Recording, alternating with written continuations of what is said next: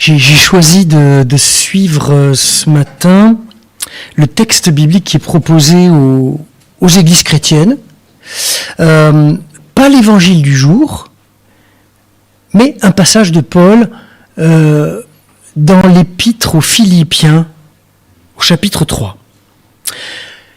Je vous invite à le méditer avec moi pour y découvrir, si possible, quelques pépites à même de renforcer notre foi, d'alléger notre marche s'il est besoin et de la rendre plus forte. Je vous invite à lire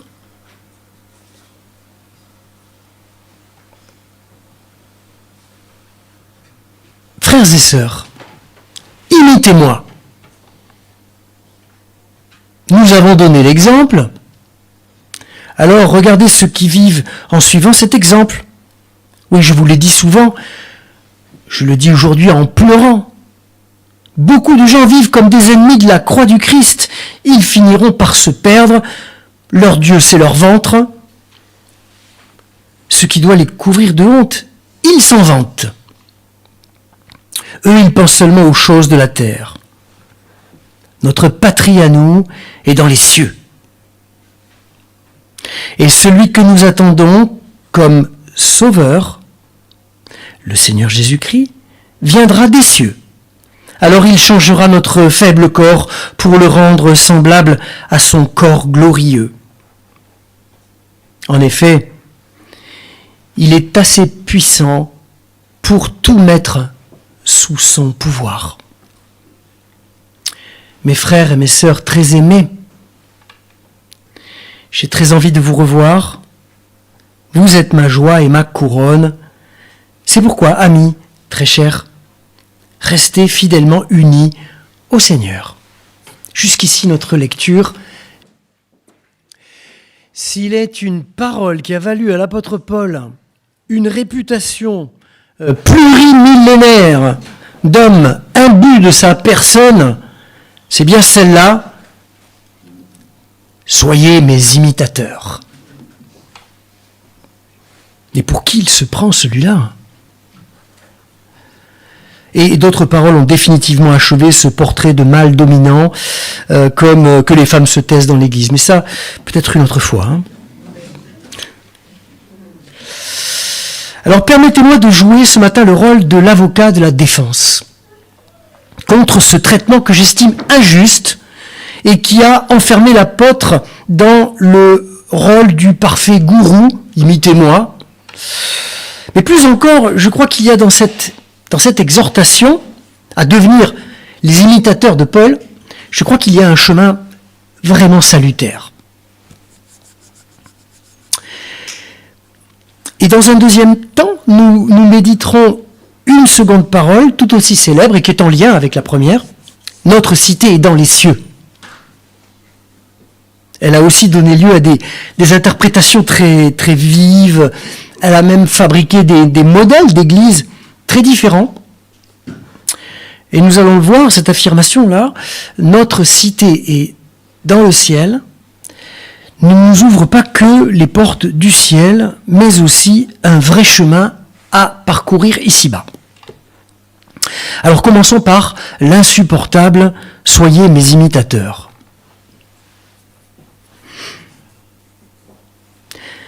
Il est tellement facile de faire dire à une phrase le contraire de ce qu'elle signifie. Cela nous est tous arrivé un jour ou l'autre, n'est-ce pas ? De ne pas être compris, de nous sentir trahis par l'interprétation que l'on faisait de nos paroles. Et c'est exactement ce qui se passe ici. Paul demande qu'on l'imite, certes, mais que l'on imite quoi au juste chez lui ? Telle est la question. En relisant cet épître aux Philippiens, on y trouve des réponses. Il me paraît assez clair que Paul nous invite à imiter son renoncement à lui-même, son refus de placer sa confiance en lui-même. Paul n'a cessé dans cette épître d'appeler ses amis philippiens à ne pas se confier en leurs propres aptitudes spirituelles, en leurs propres convictions religieuses. On pourrait reformuler cette exhortation de Paul comme ça: imitez mon humilité. Alors ça pourrait être le summum de la perversité narcissique, ça, hein, j'en ai conscience. Mais Paul ne dit pas cela. Il nous invite à ne regarder qu'à Christ, qu'il regarde lui-même. Ce Christ dont il est écrit au chapitre 2 de cette même épître qu'il a renoncé à tout, qu'il s'est dépouillé de la gloire divine pour vivre l'abaissement, l'abandon jusqu'au bout, jusqu'à la mort sur la croix. Paul dirait finalement quelque chose un peu comme ça. Imitez-moi quand je doute de moi et que je me confie. Imitez-moi quand je me confie en Christ seul. Imitez-moi quand je situe la perfection en lui et non en moi. Imitez-moi quand je mets ma force dans la faiblesse et non dans la recherche de puissance, de domination, de performance spirituelle. Imitez-moi quand je me tourne vers la croix du Christ et que j'y dépose toute ma vie et que j'y découvre enfin le lieu de mon pardon et le sens de mon existence. Paul ici combat toujours le même ennemi, quels que soient ses épîtres. C'est l'ennemi du légalisme. Le légalisme évangélique. Qu'est-ce que c'est ? Eh bien, c'est cette façon de comprendre et de traduire la foi en termes de performance religieuse. D'une sainteté à acquérir au bout de l'effort. D'un salut à gagner. Dans l'église de Philippe, certains, qui se considéraient plus spirituels que les autres, affirmaient qu'on ne pouvait pas être vraiment chrétien et manger ceci ou manger cela. Pour eux, la vie chrétienne était entièrement définie par le pur et l'impur. Ce qui amènera Paul à dire leur Dieu, c'est leur nourriture. On a souvent identifié ces adversaires de Paul à des goinfres, à des débauchés qui ne pensaient qu'à faire ripaille. Mais je crois que c'est exactement le contraire. Ces croyants étaient obsédés par la sainteté au point de voir le mal partout dans telle nourriture, tel aliment. Ils pensaient fabriquer leur salut à partir de leur diététique religieuse. Mais en réalité, affirme Paul, ils ne pensent qu'à ce qui est terrestre. C'est ce qui arrive quand on est focalisé sur le pur et l'impur. On a l'impression d'être à la recherche du céleste. En réalité, on a le nez sur le terrestre et que lui, on examine le terrestre et on s'y laisse enfermer. Ces chrétiens légalistes jugeaient le monde et les autres au travers d'une grille de lecture bipolaire, autorisé, interdit, pur, impur, juste, injuste, bien ou mal croyant. Ils étaient les adeptes d'une théologie où la question, le questionnement est proscrit, où tout est bien à sa place, où il n'y a plus qu'à pratiquer pour être sûr d'obtenir son salut. Et Paul les appelle, il ne va pas de main morte, hein, il les appelle ici, sans la moindre concession, les ennemis de la croix du Christ. Et l'apôtre, par cette invective sévère, nous interroge tous. Où est votre Dieu ? Qui aimons-nous ?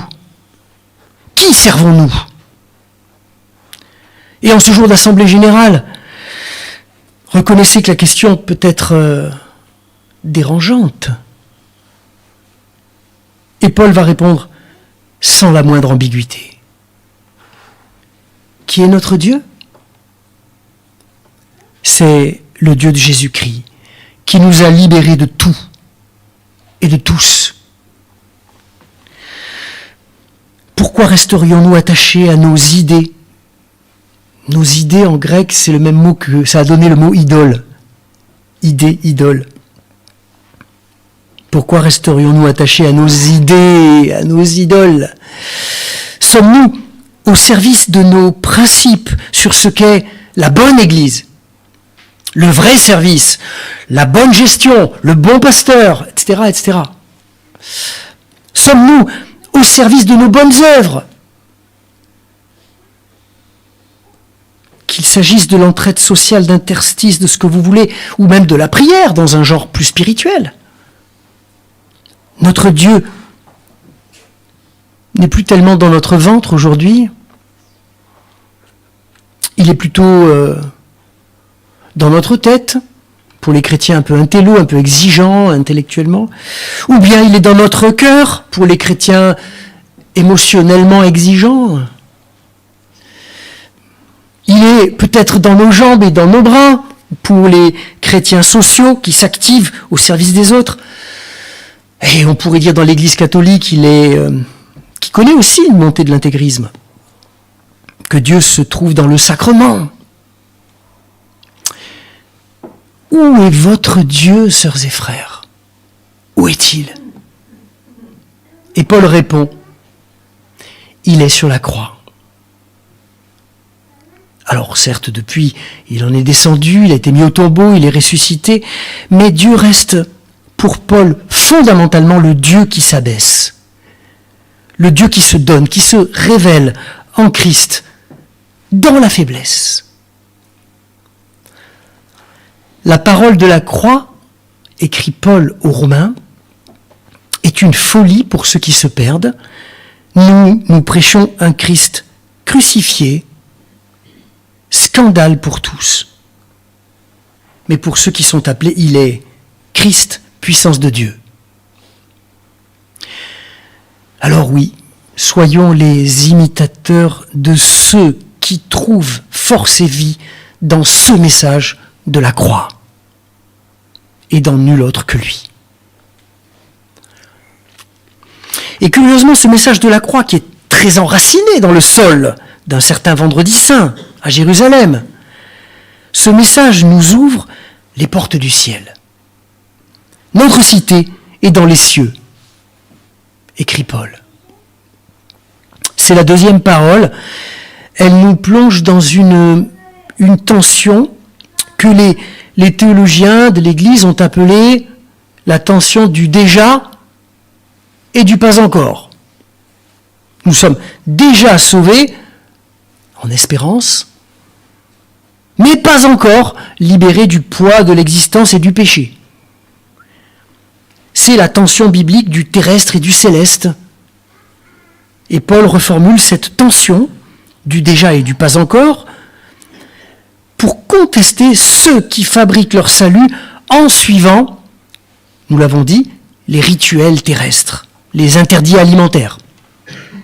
Et il leur dit à cela, notre cité, à ceux-là qui ont le nez sur le terrestre, notre cité est dans les cieux. Paul nous dit que si ce monde est sa propre fin, alors nous pouvons mettre la clé sous la porte de cette église aujourd'hui. Ça veut dire qu'on nous a raconté des sornettes, que nous avons été abusés par les prophètes, par le Christ, par Dieu en personne. Et que j'ai passé ma vie, mais enfin ça c'est un détail, ma vie pastorale à tromper mes semblables. Il n'y a que du terrestre, rien d'autre, que du vent. Et Paul écrira, si Christ n'est pas ressuscité, nous sommes les plus malheureux de tous les hommes. C'est donc la cité céleste qui donne sens valeur et vérité à l'existence que nous essayons misérablement de construire ici-bas. C'est le ciel qui donne à la terre sa vérité, son sens. Au fond, la terre sans le ciel n'a pas plus de sens que le ciel sans la terre. La foi chrétienne n'est pas une religion qui cherche à se fondre, à disparaître dans le divin, dans l'expérience mystique désincarnée. Nous n'avons pas vocation à nier cette vie pour nous réfugier dans celle d'après.